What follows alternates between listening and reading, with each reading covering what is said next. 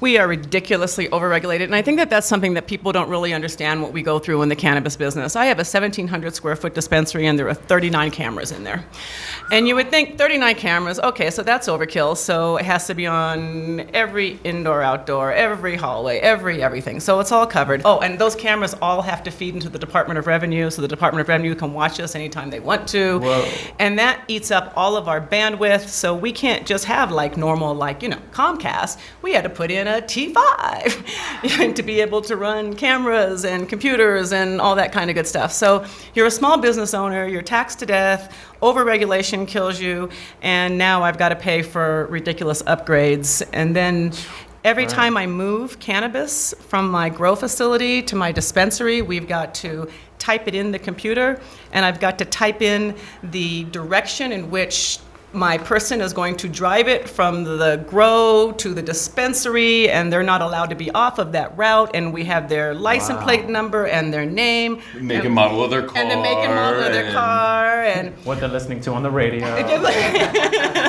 I mean, it's really what would normally take maybe 5 people to run an entire dispensary. I need 20 because of all of the ins and outs and people to put this in. Because remember, for all these movings, and then when it gets to my dispensary, when it comes into the back and it's checked in there, we put it in there. And then when we take it out and we put it on the floor, we've got to go back into the computer system and type it back in there that it is now leaving the safe and going onto the floor. And then if you buy that, then we got to type it back in there again that you bought it and it's gone out of the dispensary. I mean, it's ridiculous. Just put a GPS in each leaf. That's a good idea. That'd be cheaper. It's ridiculous. The GMO weed. GMO weed. Has that changed at all from the beginning to now? Has it gotten a little more sensible, or the opposite? The beginning was great. So 2009, we opened a dispensary, and Jake would show up with bags of weed, and we'd chest it out right there in the dispensary, and we would decide to buy it or not. It was great. Wow. Just like, this looks good, want it? It was great. It was great. And now it's like they're just constantly moving the goalposts on owners like Wanda too, where it's 1 week your packaging needs to be this, but then legislature changed their mind, and it seems like a small thing. Oh, just put this label on, but that's hundreds of thousands of dollars for a small business owner over the course of a year, and compound that by 600 active dispensaries. And then after we went through that and spent hundreds of thousands of dollars for new packaging, we thought that would be great. Well, then they came back with, they wanted everything in the packaging to have THC on it. So all of your little candies have THC now on the bag, individually. I mean, there's so much money coming in, and people think that we're just loaded up. Yes, there's a lot of money coming in, but we keep just a teeny little itty bitty bit of it.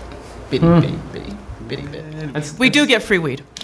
They're perks.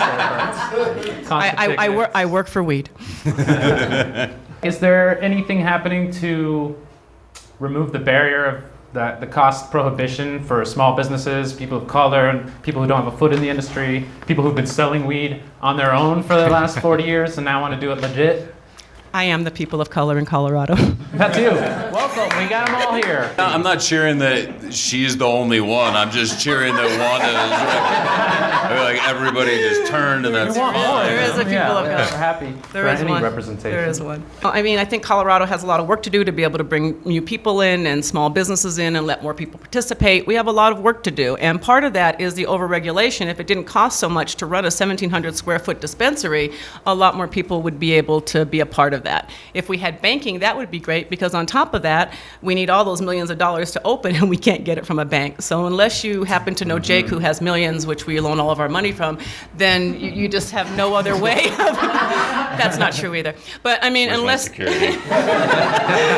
get out. I mean, there's no way of getting it unless you happen to have, wealthy parents. So it's an interesting thing. It's an interesting place that we're in right now. It's now officially the law of the state of Colorado.